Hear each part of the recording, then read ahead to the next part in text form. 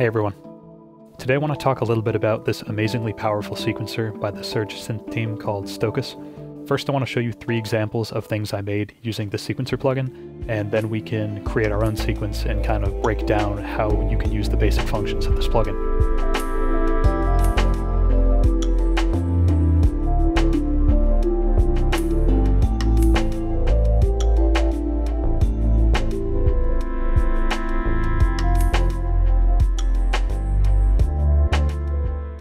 For this first example, I'm using Stochas to create a somewhat generative sequence using this hang drum instrument you see here by Sonic Cinema. It's a very smooth, clean hang drum hit. I decided to also add Valhalla Vintage Verb and Replica XT to add some reverb and delay to the sound to make it sound a bit more dynamic and unique throughout. I'm using, I think, 3 layers here. The first layer is kind of a bass layer, where I'm creating a bass note, and then I have another kind of somewhat random layer of some upper register notes, and then some chord notes. And actually I'm using 4 layers. I also have this descending arpeggiated pattern where the notes are only being triggered every once in a while. So here's what that sounds like all together.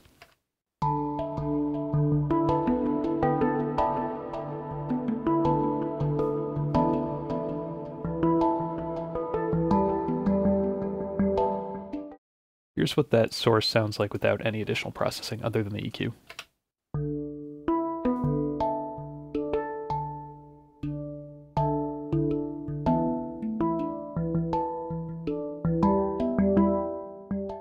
This first layer is more, I guess, of a lower driving bass pattern. Then the second layer is some, I guess, medium register notes. 20% of the time do they get triggered. And here's the chord layer. Higher probabilities that these chords get triggered is the 4th layer. Now with the effects.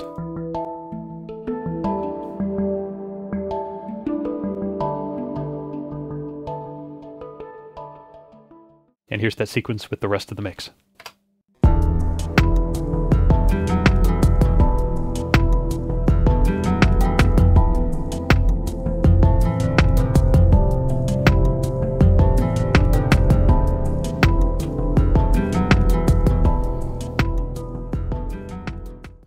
For this next example here, I have a bell sine pluck made in BeatZill, and I'm using Stochas to create both a chord sequence and a melody on top of it. I'm only using 3 layers, I believe, here. Yep, 3 layers. And I'm using a D Lydian scale. And here's what that sounds like with all of the processing, and then I'll strip back the processing so you can hear exactly what Stochas is doing with the sound.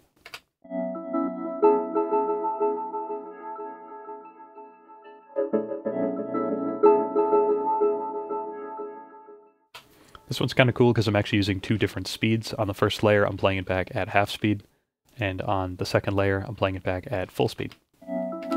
So let's take all the processing off it so we can hear exactly what's going on here. I'll just leave the EQ on.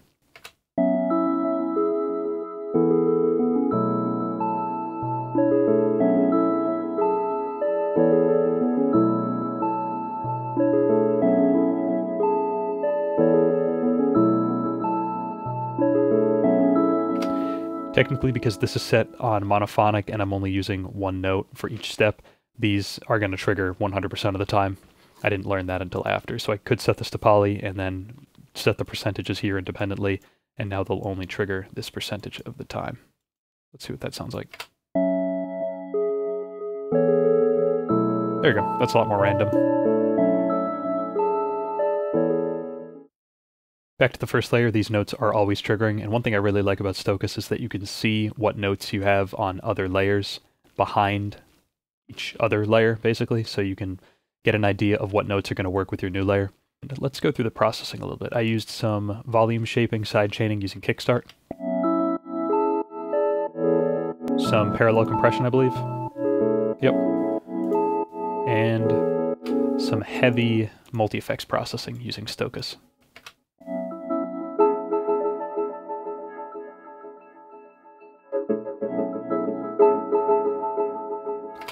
And here's what that sequence sounds like with the rest of the mix.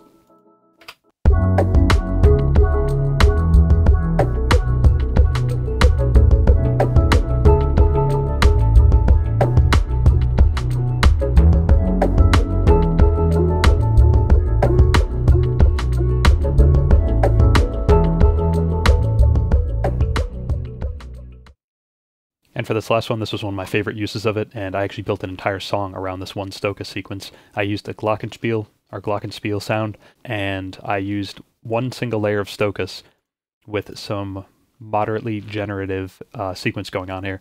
And I got a pretty cool result and ended up putting a bunch of other tracks behind it and made this song.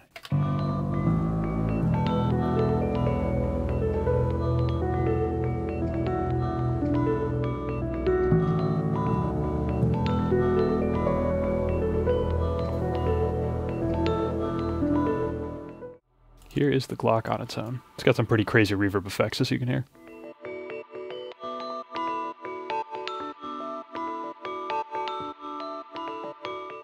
One thing that really makes a huge difference with a lot of these sequences is changing the velocities. So in addition to changing the probability of a note occurring, definitely mess with the velocities to make the sequence sound a bit more human.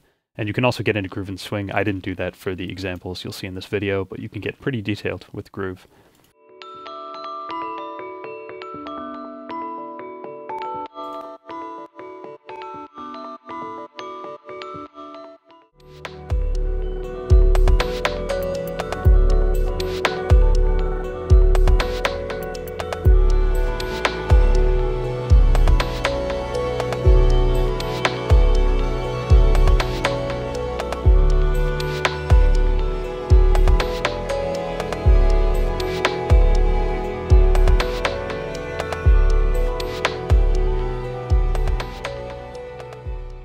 Okay, now we're going to try to create our own sequence using Stochas and an instrument. In this case, I chose this free Tongues Mini instrument for a decent sampler, which is also free.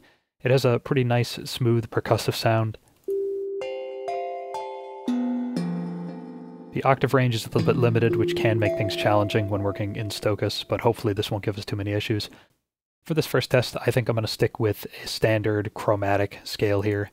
And let's try creating a unique percussive pattern with this. I added a reverb and a delay just for a bit more rhythmic fluidity to the sound. I think I'm going to want to go an octave up here.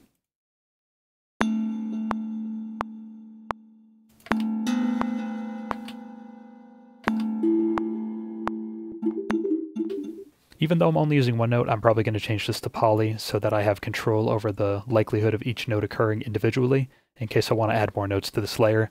I think I'm fine with that 4-note sequence, but I am going to add 16 more steps in, and I'm going to repeat that layer for 2 bars, and then I'm going to create a different sequence for the next 16 bars. You've probably noticed that these first couple notes aren't triggering. That's because the probability of them occurring is very low. So I think for now I'm going to go back and I'm just going to bump the probability up. I'll just leave them all on for now, and I might end up going back and changing that later when I have more layers in the sequence.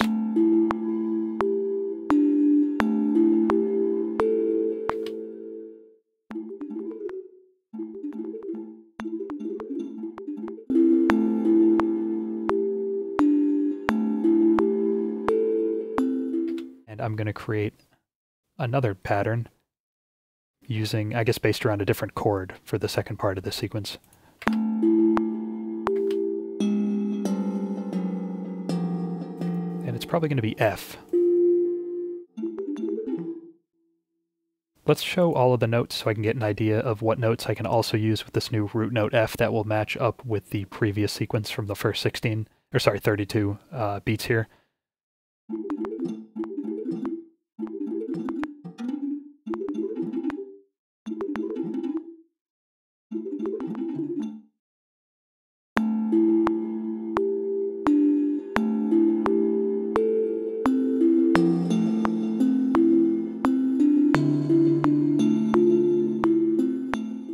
Now that we have that first layer down, let's try creating another layer with some more interesting moving parts on top of it. But I think before I create that new layer, I'm going to go back and I'm going to mess with some of the probability of these notes. Maybe not the probability as much as the velocity, but I definitely want a bit more human variance to how this pattern sounds.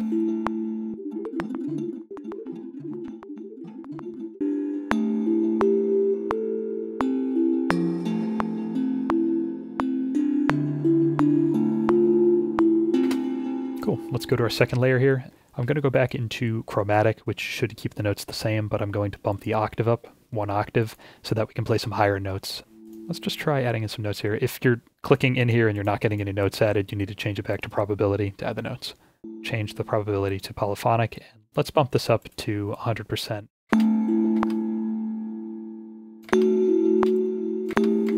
I actually think I want to bump this up another octave. Hopefully this instrument has the range.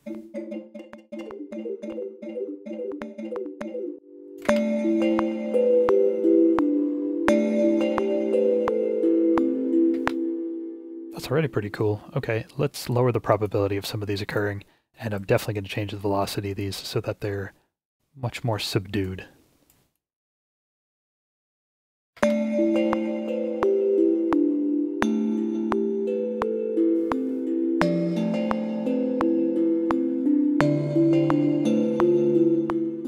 Let's try adding a note above that note.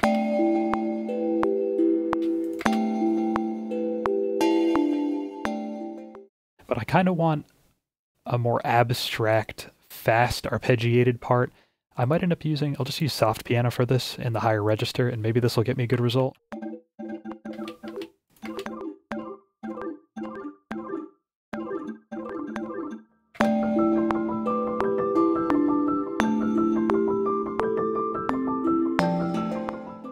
The staccato piano doesn't work very well, but I do know that you can extend the sustain of these notes, and I'll give that a shot too to see if we can create a smoother arpeggiated sequence with that keyboard.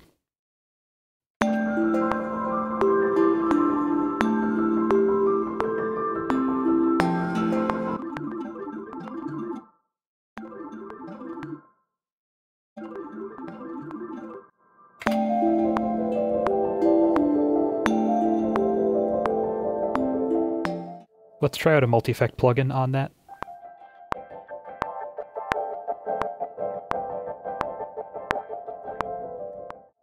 That's a pretty cool texture. I like that. Okay, now we're definitely going to lower the probability of some of these notes occurring so that we don't hear a constant stream of notes.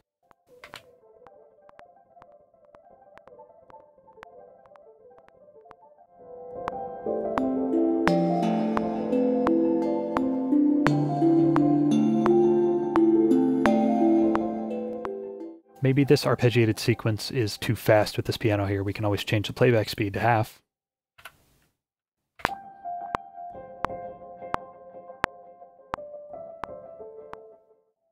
Let's try adding some chords beneath those two sequences we've created. It has some built-in chords, which are pretty easy to work with in program. Let's bump our steps up right off the bat here and show all steps. And when I put a chord in, you're going to see that I can pretty easily drag the length of the chord out. So maybe an A minor to start. I think that would work pretty well. Let's try A minor.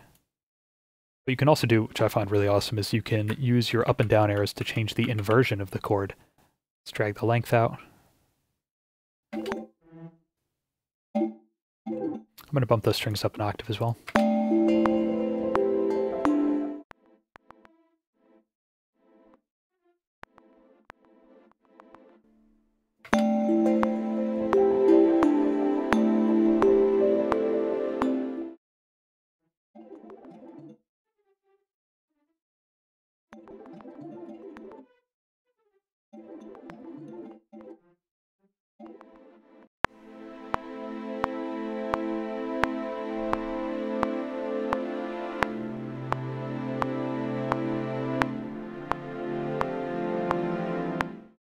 Considering I haven't done any EQing or anything, we're definitely starting to get pretty clustered in terms of our frequencies here, so I think I'll just add an EQ and cut out some of these frequencies.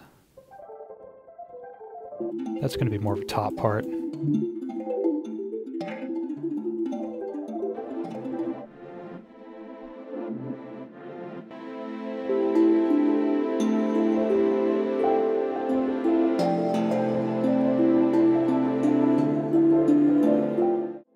Now I'm going to try out something I've actually never done, which is I'm going to try to use Stochas to create an evolving and kind of random generative drum pattern. Basically use Stochas to trigger the MIDI notes associated with each drum sample in XO.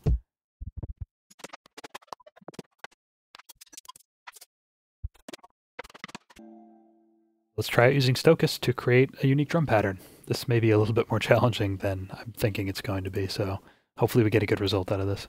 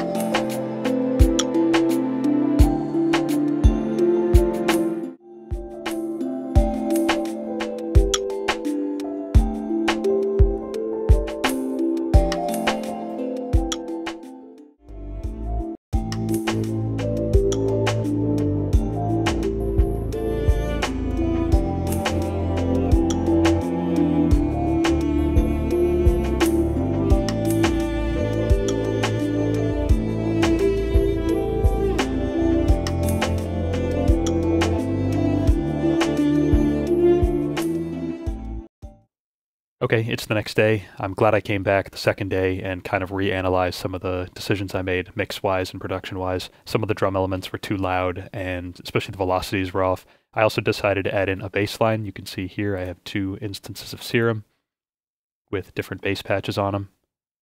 I still have my 3 Stochas channels here, the soft piano, the tongue drum, and the drums, which are all using Stochas for their sequencing. I also added some chords on, I believe, a clarinet, it might be a bassoon, and I added a lead cello line. Here is the new idea.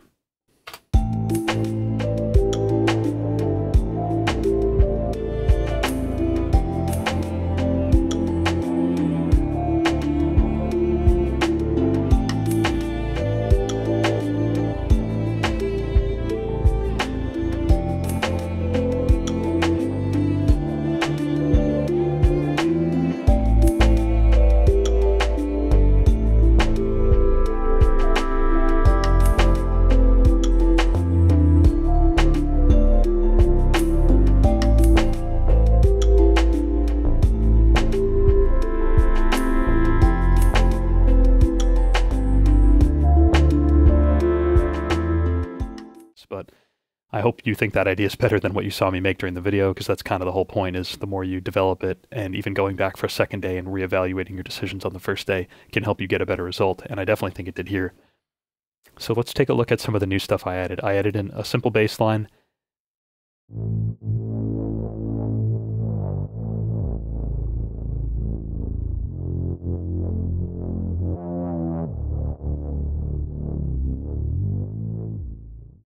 For processing, I just added a good amount of compression to level out the differences between some of the higher notes and lower notes being triggered.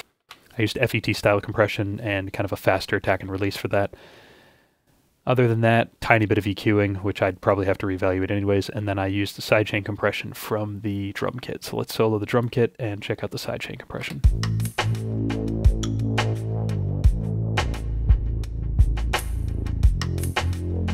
Pulling the bass out for a moment to let the kick cut through a bit better. I know a lot of people hate on using sidechain compression in like a mixing sense, but I think in a production sense it's extremely valuable, especially for certain genres like lo-fi hip-hop and other things where some people use the kick to duck the entire mix. Other processing, just a little bit of sidechain ducking. Okay, that's it for the bass. Moving on to the drums. The only thing I added for the drums was, I added some reverb, air clips, and I added a delay for a little bit extra movement, and the delay's mixed in at a very low percentage.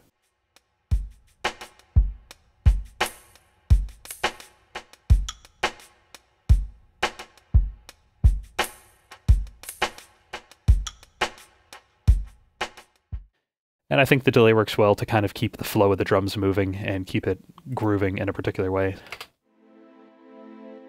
I also used some sidechain ducking on that as well. And I removed a little bit of high end, which I think works well for tucking elements further back in the mix, in addition to turning them down.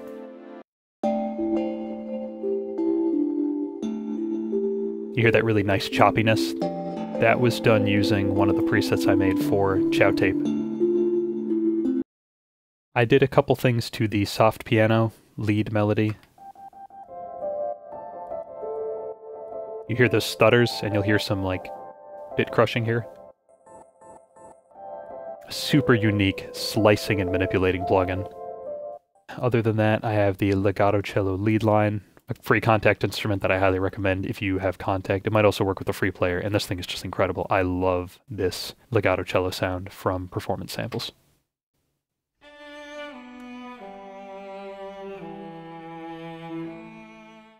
A nice smooth line like that adds a nice contrast to a lot of the elements in the mix, which are very percussive.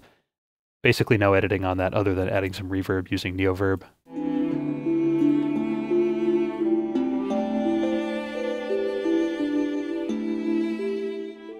And the last instrument here is Clarinet Library. Pretty sure it's clarinet, could be bassoon, which is Blackwood Flow, part of the Free Klang series.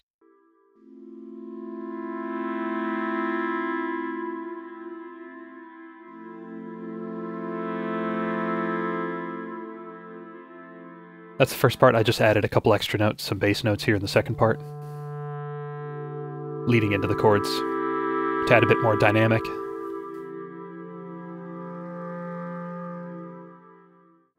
Very nice movement there, very ethereal, airy sounding, love that. And so let's listen to the entire track back, introducing each part one at a time so you can hear how this whole thing developed. I started with the tongue drum, I believe, that was the first sequence I made. Tongue drum was first.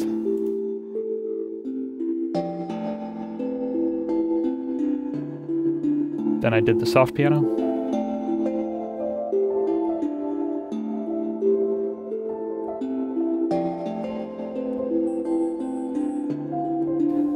I think I did the drums next.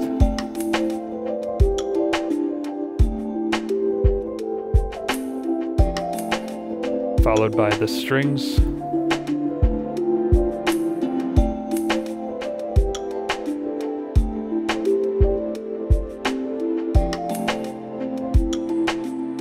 Then I did the bass.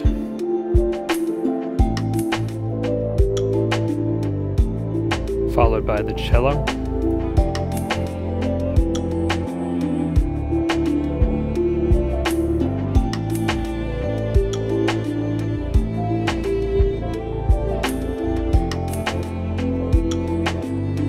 And lastly, the clarinet.